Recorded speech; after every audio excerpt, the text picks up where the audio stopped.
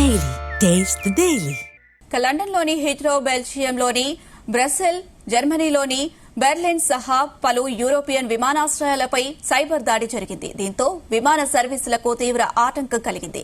Cyber నేరగాళ్లు service ప్రొవైడర్లను లక్ష్యంగా చేసుకోవడంతో చెక్ ఇన్, బోర్డింగ్ వ్యవస్థలు వంటి సేవలు నిలిచిపోయాయి.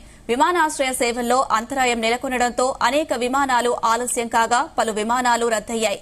దీంతో వివిధ దేశాలకు వెళ్లాల్సిన వేలాది మంది ప్రయాణికులపై ప్రభావం పడింది.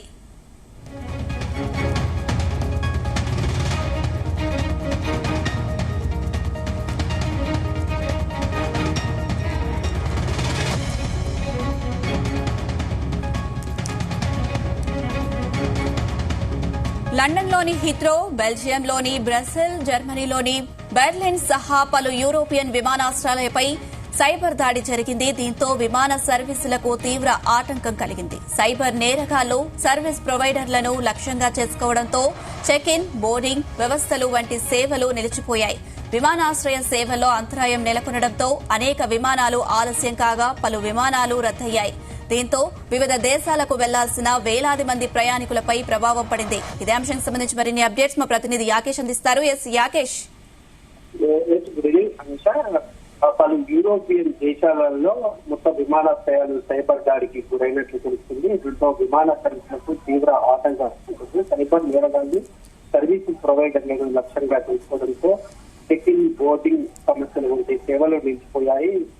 నిలిచిపోయినట్టు కూడా విమానాశ్రయ వెల్లడించారు. విమానాశ్రయ సేవల్లో అంతరాయం ఏర్పడడంతో అనేక విమానాలు ఆలస్యం కాగా పలు విమానాలు కూడా రద్దయినట్లు అంతర్జాతీయ మీడియా వర్గాలు పేర్కొన్నాయి. దీంతో వివిధ దేశాలకు వెళ్లాల్సినటువంటి వేలాది మంది ప్రయాణికులపై తీవ్ర ప్రభావం పడిందని చెప్పేసి విమానాల స్థితిని తెలుసుకోవడానికి సంబంధించిన వెబ్సైట్ ఉండాలని కూడా ప్రయాణికులకు సూచిస్తున్నటువంటి పరిస్థితి. ప్రధానంగా సైబర్ దాడి కన్నా బ్రసెల్స్ విమానాశ్రయంలోని ఆటోమేటెడ్ చెక్ ఇన్, బోర్డింగ్ సేవలు పూర్తిగా నుంచి పోయాయి. దీంతో అక్కడ అధికారులు దీన్ని ప్రకటించినటువంటి పరిస్థితి. ప్రస్తుతం సిస్టమ్ సరిచేసేందుకు తమ సాంకేతిక బృందం శ్రమిస్తుందని, త్వరలో ఈ సమస్యకు పరిష్కరిస్తామని వారు హామీ ఇస్తున్నారు. ఇప్పటికే విమానాశ్రయానికి చేరుతున్నటువంటి ప్రయాణికులు ఇబ్బందులు పడుతున్నటువంటి నేపథ్యంలో వారి సౌకర్యార్థం కోసం కూడా కొన్ని సౌకర్యాలు కల్పించినట్టు చెప్తున్నారు. యూరోప్ లోని దాదాపు అన్ని ప్రఖ్యాత విమానాశ్రయాలు సైబర్ దాడికి గురైనట్లు కూడా అంతర్జాతీయ మీడియా వర్గాలు చెప్తున్నాయి.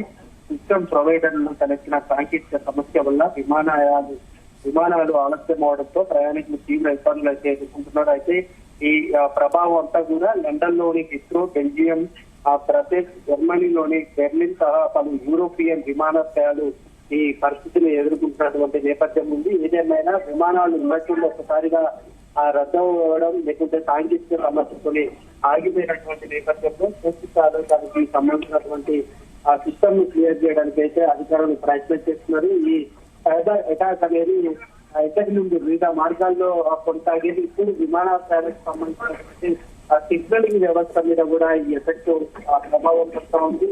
ఇంకా ఏ దిశలో కూడా ఇది ముందుకెళ్తుందో అని కూడా ఆర్థిక నిపుణులు ఇప్పుడు చాలా మంది కూడా ఆందోళన వ్యక్తం చేస్తున్నటువంటి పరిస్థితి అయితే కనిపిస్తా ఉంది. ప్రస్తుతం విమానాశ్రయాలు యూరప్ కంట్రీలకు సంబంధించినటువంటి విమానాశ్రయాలు